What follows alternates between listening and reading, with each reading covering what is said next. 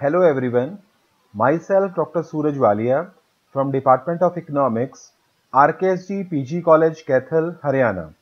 Today we are going to discuss the first topic of BA third semester economics, that is macroeconomics, nature and scope. आज हम लोग BA third semester economics का सबसे पहला topic समष्टि अर्थशास्त्र क्या है, उसकी प्रकृति और क्षेत्र को डिस्कस करने जा रहे हैं। तो अभी तक हम लोगों ने बीए फर्स्ट सेमेस्टर और बीए सेमेस्टर 2 में माइक्रो इकोनॉमिक्स के बारे में स्टडी किया है। आज और अब हम लोग बीए थर्ड सेमेस्टर और बीए फोर्थ सेमेस्टर में मैक्रो इकोनॉमिक्स को पढ़ने जा रहे हैं। तो ये फर्स्ट टॉपिक है मैक्रो इकोनॉमिक्स का। What do mean bye macro economics? Discuss the nature and scope of macro economics. समष्टि अर्थशास्त्र क्या है, उसकी प्रकृति और उसके क्षेत्र को समझाइए। So before starting the meaning of macroeconomics, I am going to start my lecture that economics can be generally divided into the two parts, microeconomics and the macroeconomics. This classification was made by Ragnar Frisch from the Oslo University, Norway. तो ये जो classification था economics को दो parts में divide करने का, ये ओस्लो यूनिवर्सिटी नॉर्वे के प्रोफेसर रैगनर फ्रिश ने 1933 में किया। He has divided the economics into the two parts, microeconomics and the macroeconomics. Now, what do you mean by macroeconomics? जिसको हम हिंदी में बोलते हैं समष्टि अर्थशास्त्र। Macroeconomics is that branch of economics which study the economic activities of an economy. जो समष्टि अर्थशास्त्र की वह शाखा है, वह ब्रांच है, this is the branch of the economics we study the economic activities of an economy as a whole, जो संपूर्ण अर्थव्यवस्था के बारे में अध्ययन करे, that is known as the macroeconomics. In other words, we can say macroeconomics means economics of large dimension. Large dimension का मतलब है कि जिसमें जो संपूर्ण अर्थव्यवस्था के बारे में स्टडी किया जाए, एग्रीगेट की स्टडी की जाए, that is known as the macroeconomics. Similarly, in other words, we can call it as macroeconomic focuses on the way the economy perform as a whole, यानी कि जिस तरह से इकोनॉमी परफॉर्म करती है, किस तरह से उसके इकोनॉमिक इश्यूज हैं, उसकी इकोनॉमिक प्रॉब्लम्स क्या हैं, वो किस तरह से इकोनॉमिक एक्टिविटीज को डील करती है, तो इन सभी को हम लोग मैक्रो इकोनॉमिक्स में स्टडी करते हैं। Macro economics is helpful in solving the various problem of an economy. So macro economics is that branch of economics which deal with the economic activity of an economy as a whole. तो समष्टि अर्थशास्त्र की वह शाखा है जो संपूर्ण अर्थव्यवस्था के बारे में स्टडी करती है, इंडिविजुअल इकोनॉमिक यूनिट को स्टडी नहीं करती, संपूर्ण अर्थव्यवस्था के बारे में स्टडी करती है, that is known as the macro economics. I have also mention here open macro economics. It is very important to be understand what do mean by open macro economics. First of all, we must be remember a economy as said to be closed or a open. एक अर्थव्यवस्था बंद अर्थव्यवस्था है या खुली हुई अर्थव्यवस्था है, वो इस बात पर डिपेंड करता है कि क्या उसका विदेशी व्यापार हो रहा है या नहीं हो रहा। A economy is said to be an open economy when there is a foreign trade. जिस इकोनॉमी का, जिस अर्थव्यवस्था का विदेशी व्यापार होगा, एक्सपोर्ट इंपोर्ट उससे होंगे, that is known as the open economy. और जिस अर्थव्यवस्था का विदेशी व्यापार नहीं होगा, आयात निर्यात नहीं होंगे, that is known as a closed economy. Here we are talking about open macro economics because maximum countries of the world are the example of open economics nowadays, और we can call it as open economy. तो open economy के example है। So open macro economics means to say international dimension of macro economics. जब हम macro economics को international dimension के साथ study करें, मतलब हम देखें कि what is the effect of foreign trade on our economy, आयात निर्यात से होने वाले प्रॉफिट का, लॉसेस का क्या हमारी इकोनॉमी पर प्रभाव पड़ेगा, तो that is known as the open macro economics. यानी कि जब हम अपनी अर्थव्यवस्था को दूसरे देशों के साथ होने वाले व्यापार के साथ जोड़कर पढ़ेंगे, that is known as the open macro economics. So this is all about the macroeconomics. So one thing we can say कि macroeconomics is that branch of economics which deal with the economic activities of an economy as a whole. जो संपूर्ण अर्थव्यवस्था के बारे में study करे, that is known as the macro economics. So, macroeconomics has been defined by various celebrated authors, various celebrated economists. So, here we are discussing the definitions given by Boulding, Shapiro and the G. Eckley, Gardner Eckley. So, in the words of Boulding, macroeconomic theory is that part of economics which studies the overall averages and aggregates of the system. So, similarly, in the words of Shapiro, macroeconomics deals with the functioning of the economy as a whole. So, it means to say very clear, macroeconomics according to Shapiro के accordingly, macroeconomics वो शाखा है, वो system है या वो economics की वो ब्रांच है जो संपूर्ण अर्थव्यवस्था के बारे में, संपूर्ण अर्थव्यवस्था की फंक्शनिंग को स्टडी करती है. Similarly, in the words of G. Eckley, macroeconomics concern with the such variables as the aggregate volume of the output of an economy, with the extent to which its resources are employed, and with the size of national income and with the general price level. So, in all the definition, it is very clear that macroeconomics is talk about the aggregates. Macroeconomics is talk about the overall averages. Macroeconomics is talk about the functioning of an economy as a whole. तो यानी कि सभी economist ने अपने अपने तरीके से समष्टि अर्थशास्त्र को डिफाइन किया और सभी का यही मानना है कि मैक्रो इकोनॉमिक्स जो है इकोनॉमिक्स की वो शाखा है जो संपूर्ण अर्थव्यवस्था की को स्टडी करती है, पूरे अर्थव्यवस्था में एग्रीगेट्स को स्टडी करती है, ओवरऑल एवरेजेस को स्टडी करती है. So this is all about the macro economics. Now we are talking about the founding father of macro economics, John Maynard Keynes. J.M. Keynes is known as founding father of macroeconomics.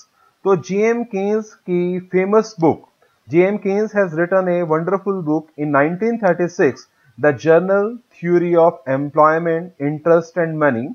The book is very much popular. That is written by the J.M. Keynes in 1936. 1936 में J.M. Keynes ने अपनी किताब लिखी जिसका title था the general theory of employment, interest and money.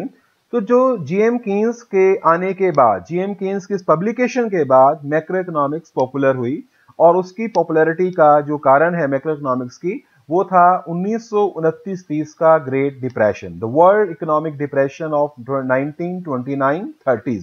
तो 30s में जो डिप्रेशन आया जिसने क्लासिकल की थ्योरी थी, जो एडम स्मिथ और उसके ग्रुप के द्वारा दी हुई थ्योरीज थी, उनको फेल कर दिया और वो उनकी थ्योरीज जो है उस डिप्रेशन से निकलने का सोल्यूशन नहीं दे पाई. तब J.M. Keynes की जो बुक आई, that is the general theory of employment, interest and money, तो उसमें J.M. Keynes ने ये बताया कि how we can solve the problem of depression. तो वहां से मैक्रो इकोनॉमिक्स का रिवाइवल हुआ. So we can say one thing, J.M. Keynes is known as a father of macroeconomics. तो J.M. Keynes को समष्टि अर्थशास्त्र के संस्थापक पिता के रूप में जाना जाता है. So now here we are discussing the second aspect of the topic. What is the nature of macroeconomics? तो अभी तक हमने बात करी मैक्रोइकोनॉमिक्स का मीनिंग क्या है, what do mean bye macroeconomics. हम उस मैक्रोइकोनॉमिक्स की बात करके आए हैं, डेफिनेशन देखी हमने कि जो डेफिनेशंस दी गई हैं और फिर हमने बात करी founding father of macroeconomics. Now we are discussing the second aspect of the topic, that is known as nature of macroeconomics, समष्टि अर्थशास्त्र की प्रकृति. किसी भी सब्जेक्ट, किसी भी विषय की प्रकृति को जानने का मतलब है कि उस विषय में हम किस चीज को स्टडी करते हैं, वो विषय किस तरह का है, किस चीज के बारे में वो डील करता है. तो we have already clear, macroeconomics is the study of aggregates. जो समष्टि अर्थशास्त्र है वो समग्र के बारे में, एग्रीगेट्स की स्टडी करती है. Macroeconomics is the study of economy as a whole. तो पूरी अर्थव्यवस्था के इकोनॉमी एज अ होल की स्टडी करती है, मतलब किसी इंडिविजुअल इकोनॉमिक यूनिट की बजाय संपूर्ण अर्थव्यवस्था में जो भी एलिमेंट हैं, जो भी उसके मैक्रो इकोनॉमिक वेरिएबल्स हैं, उनकी स्टडी करती है. Similarly macro economics is the aggregative economics which examines the interrelations among the various aggregates. जितने भी मैक्रो इकोनॉमिक वेरिएबल्स हैं उनमें क्या इंटररिलेशंस हैं, their determination, how we can determine them, and what are the causes of fluctuations in them. तो किस तरह से उनमें फ्लक्चुएशन आती हैं, किस तरह से उनमें उतार चढ़ाव आते हैं, तो इन सबको मैक्रो इकोनॉमिक्स स्टडी करती है। In other words we can say macro economics is also concern with the analysis of the behavior of the economic system in totality। तो मैक्रो इकोनॉमिक्स बात करती है किस तरह का इकोनॉमिक सिस्टम है, उसका क्या बिहेवियर है और किस तरह से संपूर्ण जो हमारी आर्थिक गतिविधियां हैं, जो संपूर्ण अर्थव्यवस्था में आर्थिक स्थितियां गतिविधियां हैं, वो किस तरह से काम करती हैं। So similarly we can say here, so due to this reason macroeconomics is also known as theory of income and we can also known as the theory of employment। तो मैक्रो इकोनॉमिक्स को theory of income के नाम से भी और theory of employment के नाम से भी जाना जाता है। So nature is very clear. So macro economics is talk about the aggregates, macro economics is talk about the whole economy as a whole, macro economics is talk about the inter relation among the various aggregates. So this is the nature of macro economics. Now we are discussing the variables or elements of macroeconomics। Macro economics में कौन कौन से variables को, कौन कौन से elements को study किया जाएगा, यानी कि समष्टि शास्त्र के कौन कौन से तत्व हैं जिनमें जो मैक्रो इकोनॉमिक्स में जिनको स्टडी किया जाता है। नंबर 1, एग्रीगेट डिमांड, कुल मांग। Aggregate demand refers to the total expenditure that is made by that we can say whole economy on the goods and services. तो जो कुल खर्चा है that is known as the aggregate demand. So aggregate demand is refers to the total expenditure on the goods and services। Similarly, हम aggregate the supply को भी macro economics में study करते हैं। Aggregate supply stand for the expenditure on the production of goods and services by the producer।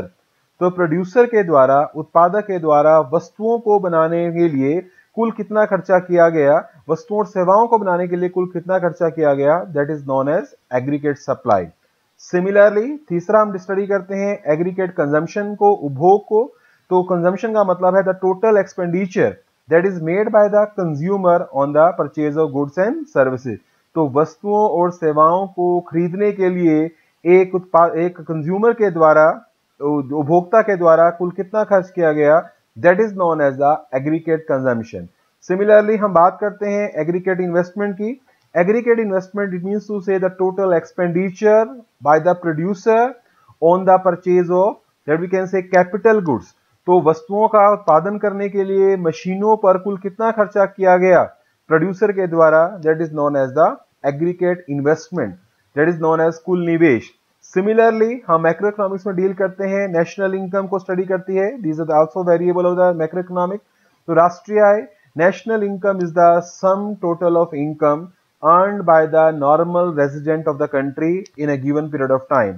तो एक देश की राष्ट्रीय आय क्या है, हम इसको भी मैक्रो इकोनॉमिक्स में स्टडी करते हैं। सिमिलरली जनरल प्राइस लेवल, सामान्य मूल्य स्तर, सामान्य कीमत स्तर क्या है, तो प्राइसेस में उतार चढ़ाव को भी मैक्रो इकोनॉमिक्स में स्टडी किया जाता है। कैसे उनको डिटरमिन करना है, कैसे कीमत को निर्धारण करना है, कैसे उसमें उतार चढ़ाव आते हैं, इसको भी मैक्रो इकोनॉमिक्स में स्टडी किया जाता है। सिमिलरली अनएम्प्लॉयमेंट, बेरोजगारी। तो macro economics talk deal with the what do mean by employment, what are the determinants of employment. बेरोजगारी क्या है, बेरोजगारी कितनी प्रकार की हो सकती है, रोजगार क्या है, रोजगार किन चीजों पर डिपेंड करता है। तो all these are the elements of the macro economic. तो ये सभी मैक्रो इकोनॉमिक्स के एलिमेंट हैं जिनको मैक्रो इकोनॉमिक्स डील करती है। तो हम बात करते हैं एग्रीगेट डिमांड की, aggregate supply, aggregate consumption, aggregate investment, national income, similarly general price level, or we can call it as the inflation. We talk about the employment, talk about the unemployment। So all these are the variables, or we can call it as the elements of the macroeconomics। तो इन elements को जानने के बाद हमें clear हो जाता है कि what is the nature of macroeconomics, कि macroeconomics की क्या नेचर है, किस किस वेरिएबल को macroeconomics में स्टडी किया जाता है। Now we talk about the second one, that is known another one that is known as scope of macroeconomics। macroeconomics का क्या स्कोप है, यानी कि समष्टि शास्त्र का क्षेत्र। किसी भी विषय के क्षेत्र के बारे में बात करने का मतलब है उस विषय में किस किस चीज को स्टडी किया जाएगा और किस चीज को स्टडी नहीं किया जाएगा। तो we are talking about the scope, यानी कि उस मैक्रोइकोनॉमिक्स में किस किस चीज को स्टडी किया जाएगा। Number one theory of national income. तो मैक्रो इकोनॉमिक्स में हम राष्ट्रीय आय के बारे में बात करते हैं। राष्ट्रीय आय क्या है, what do mean by national income, how we can calculate it, what are the methods of measuring the national income. National income को मापने के 3 मेथड हैं, income method, product method, expenditure method. कौन कौन सी प्रिकॉशंस को हमें ध्यान में रखना पड़ेगा जब हम मेथड के थ्रू नेशनल इनकम को मेजरमेंट करेंगे, तो इन सभी के बारे में मैक्रो इकोनॉमिक्स में स्टडी की जाती है। सिमिलरली थ्योरी ऑफ एम्प्लॉयमेंट, रोजगार क्या है, रोजगार किन चीजों पर डिपेंड करता है, what are the determinants on which the employment depends, how we can increase the employment opportunities, what do mean by unemployment, unemployment क्या है, किस किस तरह की बेरोजगारी हो सकती है, तो इन सभी को मैक्रो इकोनॉमिक्स में स्टडी किया जाता है। Similarly theory of money, money के बारे में, पैसा क्या है, what do mean bye demand for money, what do mean bye supply of money, तो इन सभी के बारे में, demand for money, supply of money के बारे में भी हम मैक्रो इकोनॉमिक्स में स्टडी करते हैं। Similarly theory of general price level और नोन एज द इन्फ्लेशन, कीमतों में लगातार वृद्धि होना, that is known as the inflation. कीमतें क्यों बढ़ती हैं, कीमतों के बढ़ने के क्या क्या कारण है, how we can control it, हम किसे कैसे कंट्रोल कर सकते हैं, तो ये भी हम मैक्रो इकोनॉमिक्स में स्टडी करते हैं। Similarly economic growth and development, यानी कि आर्थिक समृद्धि और आर्थिक विकास, यानी कि किस तरह से हम देश की राष्ट्रीय को बढ़ाएं, किस तरह से हम देश की राष्ट्रीय में वृद्धि करें और उस बढ़ी हुई राष्ट्रीय का बेनिफिट किस तरह से सब लोगों को मिले, that is known as the development. तो macro economics is talk about the economic growth and economic development, किस तरह से हम राष्ट्रीय आर्थिक समृद्धि को इंक्रीज करें, को बढ़ाएं, और किस तरह से हम देश का इकोनॉमिक डेवलपमेंट बढ़ा सकते हैं, इसको भी मैक्रो इकोनॉमिक्स में स्टडी किया जाता है। Similarly next is the business cycle. Macroeconomics is also talk about the business cycle. Business cycles means the cyclical fluctuations in an economy. किसी भी अर्थव्यवस्था में आने वाले उतार चढ़ाव, क्योंकि कोई भी अर्थव्यवस्था स्मूथ पाथ पर मूव नहीं कर सकती, अप एंड डाउन्स को फेस करना पड़ेगा, कभी बूम होगा, कभी रिसेशन, कभी डिप्रेशन, कभी रिकवरी फेज। तो इन सभी फेजेस को, सभी आने वाली इन फ्लक्चुएशंस को मैक्रो इकोनॉमिक्स में स्टडी किया जाता है। And next and last but not the least, that is known as theory of international trade. Macro economics में जैसे हमने पहले भी बात करी है ओपन मैक्रो इकोनॉमिक्स की, तो जब हम एक देश दूसरे देशों के साथ व्यापार करता है, आयात निर्यात करता है, तो आयात निर्यात से होने वाले फायदे, उनसे होने वाले नुकसान क्या हुए, इन सभी को भी हम मैक्रो इकोनॉमिक्स में डील करते हैं, और जिसको हमने नाम दिया था open macro economics. That is open macro economics means to say international dimension of macro economics. तो इन सभी को मैक्रो इकोनॉमिक्स में स्टडी किया जाता है। So all this point show the scope of macro economics, की मैक्रो इकोनॉमिक्स का क्या स्कोप है, क्या क्षेत्र है, किस किस चीज को मैक्रो इकोनॉमिक्स में, किस किस को वेरिएबल्स को मैक्रो इकोनॉमिक्स में पढ़ा जाएगा। तो these are the scope of macro economics. Now we are talking about importance of macro economics. Importance of macro economics का मतलब है यूजेस भी कह सकते हैं, यूजेस और इंपॉर्टेंस ऑफ मैक्रो इकोनॉमिक्स, और we can call it as समष्टि अर्थशास्त्र का क्या महत्व है। तो जैसा हमारे स्कोप से भी क्लियर हो जाता है, macro economics is very important and the macro economics की जो इंपॉर्टेंस को बढ़ाने का क्रेडिट है वो जीएम केन्स को जाता है। And now we can say macro economics is very important to be understand the functioning of an economy. किसी भी अर्थव्यवस्था की फंक्शनिंग को जानने के लिए we must have a knowledge of the macro economics. तो जैसे भी अर्थव्यवस्था काम करती है, किस किस तरह से उसके अर्थव्यवस्था की जो इकोनॉमिक सिस्टम है, इकोनॉमिक इश्यूज हैं, इकोनॉमिक वेरिएबल्स हैं, एंड हाउ दे वर्क, किस तरह से वो काम करते हैं, तो इसको मैक्रो इकोनॉमिक्स में स्टडी किया जाता है। Similarly study of national income, तो macro economics is very useful to study the national income because national income of a country is very important and how we can measure it, this is also very important question. तो राष्ट्रीय आय क्या है, कैसे मापना है, और जब राष्ट्रीय आय हम लोग माप लेंगे तो उसके बेसिस पर हम पॉलिसीज बनाएंगे और देखेंगे हमारा देश कहाँ स्टैंड करता है। तो ये मैक्रो इकोनॉमिक्स का इंपॉर्टेंस है कि मैक्रो इकोनॉमिक्स के through we can study the national income. Similarly formulation of economic policies, जो हमारी आर्थिक नीतियां हैं, आर्थिक नीतियां का मतलब है कि देश के लिए जो हमने इकोनॉमिक पॉलिसी जो नीतियां बनानी है ताकि हम फ्यूचर में अपने ऑब्जेक्टिव को कैसे पूरा कर सकें, तो with the help of the macroeconomics we can formulate the economic policies. Similarly study of business cycle, so through macroeconomics we can study the business cycle, we can study the different phases of business cycle. हम जो है व्यापार चक्र के जो विभिन्न phases हैं उनको पढ़ सकते हैं, देख सकते हैं उनकी क्या क्या विशेषताएं हैं, और देख सकते हैं कि कब इकोनॉमी में किस तरह की मूवमेंट आती है। नेक्स्ट है यूजफुल फॉर इंटरनेशनल कंपैरिजन तो हम मैक्रो इकोनॉमिक्स के थ्रू इंटरनेशनल कंपैरिजन भी कर सकते हैं, बिकॉज जो हमारे देश के जो वेरिएबल्स हैं हम उनकी जो कंपैरिजंस है वो दूसरे देशों के साथ कर सकते हैं. For example saving rate in India, poverty scenario in India, we can study the per capita income. तो हम अपने देश की पर कैपिटा इनकम को, पॉवर्टी सिनेरियो को, सेविंग को, इन्वेस्टमेंट को दूसरे देशों के साथ कंपैरिजन कर सकते हैं. तो ये भी मैक्रो इकोनॉमिक्स की इंपॉर्टेंट है. नेक्स्ट है इंपॉर्टेंट फॉर इकोनॉमिक प्लानिंग. तो macro economics is also very important for the economic planning. तो किसी भी देश में जो प्लानिंग करने के लिए, बिकॉज प्लानिंग जब we can say has an central place in any economy including India also, तो किसी भी अर्थव्यवस्था में इकोनॉमिक प्लानिंग का बहुत बड़ा रोल है. तो प्लानिंग कैसे करनी है और ये देखना कि सेक्टर्स को आपस में इंटरडिपेंडेंस क्या है, what is the degree of interdependence among the various sectors of the economy, तो इसके बारे में भी हम मैक्रो इकोनॉमिक्स में स्टडी करते हैं. Similarly and last, helpful in understanding the inter relationship among sectors. तो जो डिफरेंट क्षेत्र हैं, विभिन्न क्षेत्र हैं, उनका आपस में क्या संबंध है, किस तरह एक दूसरे पर वो डिपेंड करते हैं, तो ये भी हम मैक्रो इकोनॉमिक्स में स्टडी करते हैं. So these are all point which show the कि how we can use the macro economics, और we can call it as importance of the macro economics की. मैक्रो इकोनॉमिक्स की क्या क्या इंपॉर्टेंस है, हम उसे कहां कहां स्टडी करते हैं. Next is the limitations. तो लिमिटेशन का मतलब है कि उसकी कौन कौन सी सीमाएं हैं. तो now we talk about the limitations of macro economics, and the first limitation is dependence on aggregates. तो मैक्रो इकोनॉमिक्स एग्रीगेट्स पर डिपेंड करती है. जैसे हमने बात करी कि एक इंडिविजुअल का जो बिहेवियर है प्लस सेकंड इंडिविजुअल का प्लस थर्ड इंडिविजुअल का, हम उन सभी को जोड़ेंगे तो क्या बनेगा, एग्रीगेट बनेगा, तो हम टोटल कर पाएंगे. यानी कि macro economics is talk about the aggregates only, तो एग्रीगेट्स की बात करती है. नेक्स्ट है हेट्रोजीनस यूनिट. तो जो मैक्रो इकोनॉमिक्स में कंक्लूजन ड्रॉ किए जाते हैं तो वो एग्रीगेट पर ड्रॉ किए जाते हैं, और जो इकोनॉमिक यूनिट्स हैं they are maximum time they are not homogeneous. वो होमोजीनस एक समान नहीं होती, समरूप नहीं होती. फॉर एग्जाम्पल अगर हम बात करें कि 2 bananas plus 2 mangoes, so we can call it as that is 4 fruits. But if are talking about 2 bananas plus 2 car, we can not say 4. तो अगर हम बात करें कि जो, बिकॉज एक तो बात करें फ्रूट की, दूसरी तरफ बात करें कार की, तो कार और फ्रूट को हम जोड़कर 4 नहीं लिख सकते.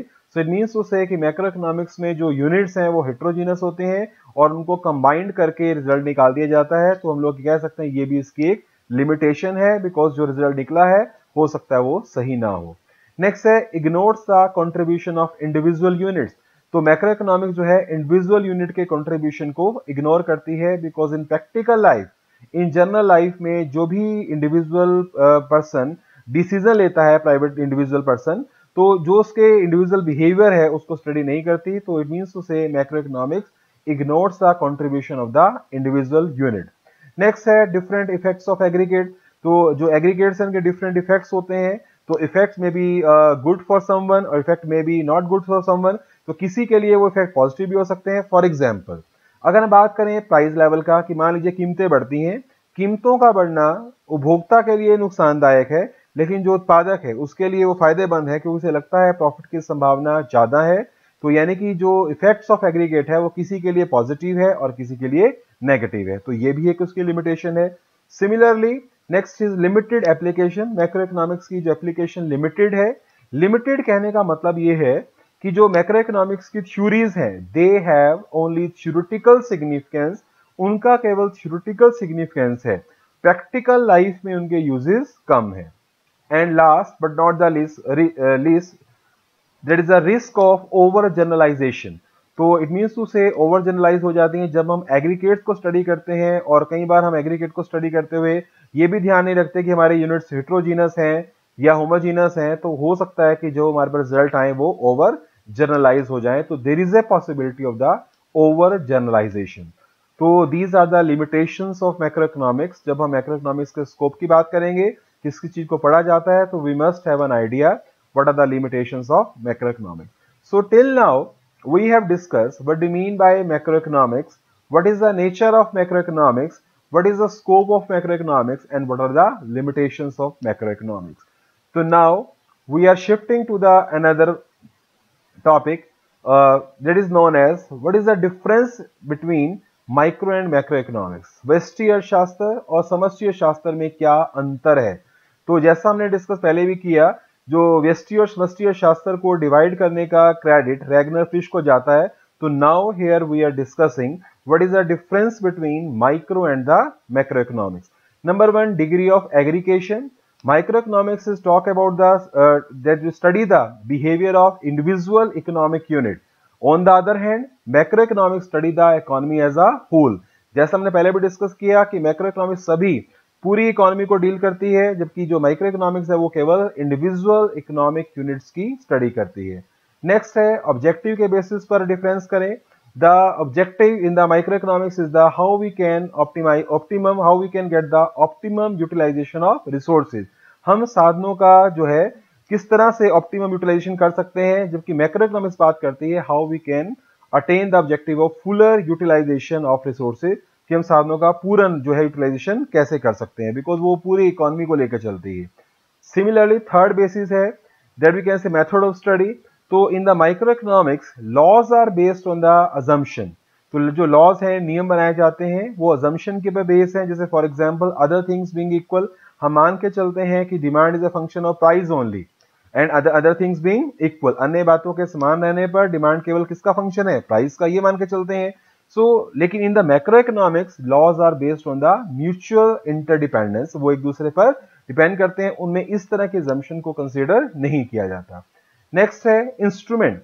Microeconomics works through the demand and supply, or we can say demand and supply, these are the two instruments of the microeconomics, but on the other hand macroeconomics is working through the aggregate demand and the aggregate supply.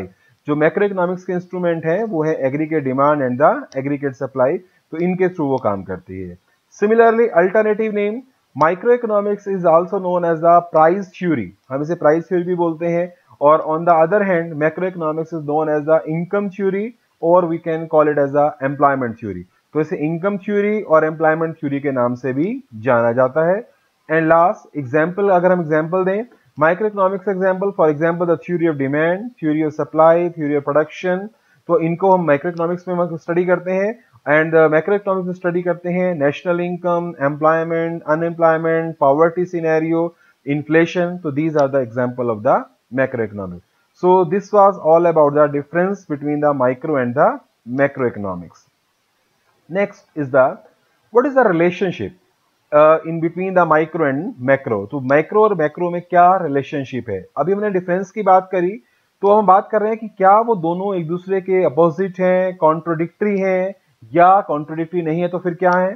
तो we are talking about first of all, it is very easy to split up economics into the two parts, micro and macro. No doubt कि हमने उनको दो parts में divide किया कि economics के दो पार्ट हैं, माइक्रो एंड मैक्रो, लेकिन it is to certain extent it is an artificial divide. ये केवल एक आर्टिफिशियल डिवाइड है, और ये डिवाइड जो हमने किया है वो इस बात पर किया है कि हम किस किस चीज को कहां कहां पढ़ें, यानी कि the only difference in this division is the area of application. So we can say that कि we have divided economics into the two parts, micro and macro, but this divide is just an artificial divide. Similarly, micro affects macro and macro affects micro. तो micro and macro they depend upon each other. दोनों का एक दूसरे पे काफी दोनों एक दूसरे पे डिपेंड करती हैं, माइक्रो मैक्रो पर और मैक्रो माइक्रो पर। Micro and macro economics are neither different subject और not they are the contradictory. ना वो डिफरेंट सब्जेक्ट हैं और ना ही वो एक दूसरे के कॉन्ट्रडिक्टरी हैं। Rather micro and macro they both are complementary to each other, वो एक दूसरे के कॉम्प्लीमेंट्री हैं। दोनों को मिलाकर ही we can get the understanding of economics. तो अगर हमें इकोनॉमिक्स को समझना है तो we must have a clear cut idea about the micro and the macroeconomics. Similarly, we can say that micro and macroeconomics are the two aspects of the same coin. तो एक ही सिक्के के दो पहलू हैं। तो micro and macro, they are both are two aspects of the same coin. The only difference in which the micro and macroeconomics is the difference of area of application. The point which makes the micro that make them different is the area of application. तो कहाँ कहाँ वो use होती है उसके basis पर हम उसको डिफरेंट एक दूसरे से अलग मानते हैं। So next and last is the summary. So we have discussed the what do you mean by macroeconomics, और हमने बात करी macroeconomics is a branch of economics which talk about the economy as a whole, जो संपूर्ण अर्थव्यवस्था की study करती है। फिर हमने बात करी डेफिनेशंस की, फिर हमने बात करी क्या नेचर है, एग्रीगेट को स्टडी करती है, इकोनॉमी एज ए होल को, फिर हमने बात करी स्कोप किस किस चीज को पढ़ा जाता है, इंपॉर्टेंस क्या है, एंड लिमिटेशन किस किस चीज को स्टडी नहीं करते, और लास्ट में हमने बात करी कौन कौन सी सिमिलैरिटीज हैं और कौन कौन सी डिफरेंसेस हैं माइक्रो और मैक्रो में. So this was all about the macroeconomics, what is the nature of macroeconomics and what is the scope of macroeconomics. Thank you very much.